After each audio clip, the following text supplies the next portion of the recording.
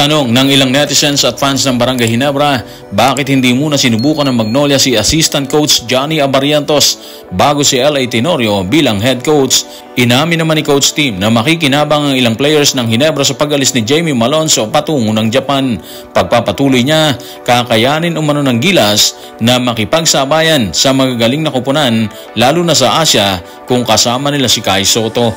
Tutukan po natin ang lahat ng yan, pero bago yan, paki-subscribe, like and share na lang muna para pareho tayong updated. Lumikha ng ingay ang pagkakatalaga kay L.A. Tenorio bilang head coach ng Magnolia Hotshots na dating hinawakan ni Coach Chito Victolero.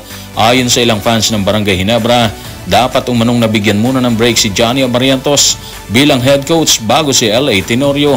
Narito ang kanilang pahayag. Tutukan natin si Anonymous sa comment section ng Playoffs sa Playoffs YouTube channel. Ginebra solid fan ako, like ko si LA syempre. Kaya lang, with due respect kay Johnny A, Magnolia assistant coach siya. Bakit hindi man lang siya nabigyan ng break? Pareho naman silang point guard. Mas kabisado na ni Johnny A ang Magnolia. Sana siya na lang. Let's see. Gusto ko lang makita ang isang legend tulad ni Johnny A mag-coach sa isang PBA team. Pero don't get me wrong ha, L.A. Tenorio is my idol. Well, may point din naman si Anonymous, di ba? Kung tutuusin kasi, dapat sa sariling bakuran muna sila lumingon bago tuloy ang umakyat sa ibang bahay para kumuha ng kapalit ni Coach Chito Victolero. Pero desisyon ng management yun eh. For sure, ayaw din ni L.A. Tenorio na lagpasan ng isang Johnny Abarrientos. Sigurado tayo dyan. Nare-respeto din niya yan eh. Pero kung tayo ang nasa pwesto ni L.A., sino naman tayo para tanggihan ng alok, di ba? Hindi naman tayo naniniwala na ginapang niya ang position para sa Magnolia. Walang ganun for sure. Kaya para sa akin, tama lang na tanggapin niya yung alok bilang head coach ng Magnolia. Yung management kasi, alam nila ang galaw ng lahat sa loob, di ba? Kaya naniniwala tayo na bago sila kumilos para kuhanin si L.A., nag-uusap na sila dyan. Tinimbang na nila ang lahat ng option para kung sakali sa dulo ng desisyon nila, hindi na sila magkakamali. And since dumating sila sa point na kinuha nila si LA, alam nila na yun ang the best sa lahat ng kanilang pinag-usapan. In fairness din naman kay LA, may napatunayan na rin siya bilang head coach. Siya ang nagtimo sa Batang Gilas kamakailan lang, di ba? Kumuha ng kampyonato yan eh. Ibig sabihin, okay ang kanyang kakayahan para pamunuan ng kupunan na katulad ng Magnolia na matinding karibal ng Barangay Ginebra sa Manila Clasico. Ganon din naman sa tingin natin si Johnny Abarrientos. Alam natin, may kakayahan din siya para pamunuan ng kanyang kupunan. At para sa akin, panahon na magdidikta siguro kung kailan siya sasabak sa isang matinding hamon bilang head coach. Habang tila naging maingay ang pagpasok ni L.A. Tenorio sa Magnolia kapalit ni Coach Chito Victolero, hindi rin may kakaila na mainit na pinag-uusapan ang pagpirma ni Jamie Malonzo sa Kyoto Hanaris ng Japan B-League.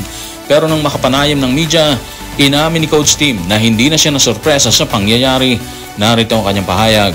Tutukan natin si Coach Tim sa report ni Jerry Ramos sa Spin. Alam na namin dati pa na interesado si Jamie na maglaro sa Japan, kaya hindi na to ganong nakakagulat. Hindi namin kailanman pipigilan ng isang player na nais pagandahin ang kanyang kalagayan, kaya pinapaabot namin ang aming mabuting hangarin sa kanya. So yun naman pala eh, nung pa alam na nila, especially si Coach Tim na gusto talaga ni Jamie Malonzo na tumuwid sa Japan B-League. In short, naihanda na nila sarili nila, diba? Lalo na yung Barangay Ginebra na isang araw, aalis talaga si Malonzo. Hindi dahil sa na-trade na siya, pero dahil sa isang hangarin na umakyat sa B-League, katulad ng iba pa nating mga dating PBA and of course amateur players, diba? Siyempre marami makakamiss na fans ng Barangay Ginebra kay Jamie dahil alam nila nakawalan din siya sa barangay. Pero sabi nga nila, lilipas din yan eh. Mawawala din ang panghihinayang nila kalaunan. Kung tutuusin naman, may maidudulot din ang magandang pag-alis ni Jamie dito sa Barangay Ginebra. Ganon din ang pag-alis ni L.A. Tenorio. Marami kasing player ang Gene Kings na hindi nagagamit dahil mas nabibigyan ng oras yung mga nabanggit nating papalis na players, di ba? Kaya panahon na siguro ngayon para mag-step up si Maya Gray, si David at di ba pa dito sa Barangay Ginebra. Actually, yun din ang sinasabi ni Coach Tim sa interview sa kanya tungkol sa pag-alis ni Jamie Malonzo eh. Sabi niya, pagkakataon na ngayon ni Maya Gray, ni Mariano at ni David para mag-step up. Ibig sabihin, nakikita niya talaga na mas magagamit na niya ngayon yung mga players na nabanggit, hindi katulad dati na nabuburo lang sila sa bench, di ba? So aabangan natin kung ano talaga yung mangyayari sa kanila sa susunod na season ng PBA. Titingnan natin kung kukuha sila ng bago or paninindigan ni Coach Tim ang mga sinabi niya tungkol kay David, kay Maya at kay Mariano. Kung opportunity ng ibang players ang paglipat ni Jamie at LA mula sa Ginebra, muli namang iginiit ni Coach Tim na kayang makipagsabayan ng grupo ng Gilas sa ibang malalakas na kupunan sa mundo kung kasama nila sa hanay si Kai Sotto. Ang nasabing pahayag ay lumabas matapos ang panalo ng Gilas sa Macau kung saan nag-step up ang ibang players. Narito ang kanyang paglalahad. Tutukan natin si Coach Tim sa report ni Ralph Edwin Villanueva ng Philstar. Sa tingin ko kaya nating makipagsabayan sa kahit sinong kupunan sa mundo kung kasama si Kai Sotto.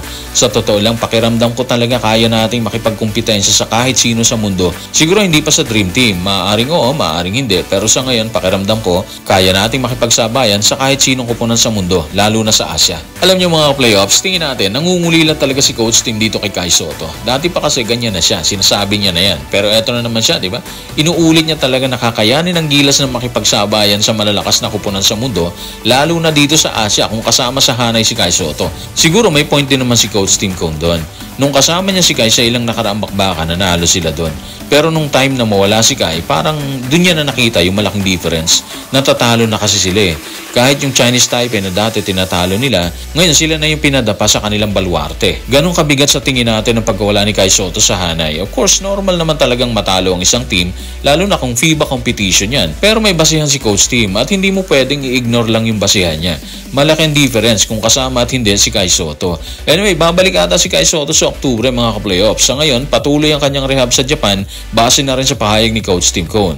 At sakaling bumalik siya sa Oktubre, mas matindi yun dahil World Cup qualifiers ang schedule ng Gilas doon. Hopefully makarecover ng maaga si Kai para mas maging malakas ang pambansang kupunan sa pagsagupa nila sa magagaling na kupunan sa mundo. Kalaban natin doon ng Australia, New Zealand ulit ha, and of course yung Guam. So good luck sa atin mga ka-playoffs. So guys, maraming salamat.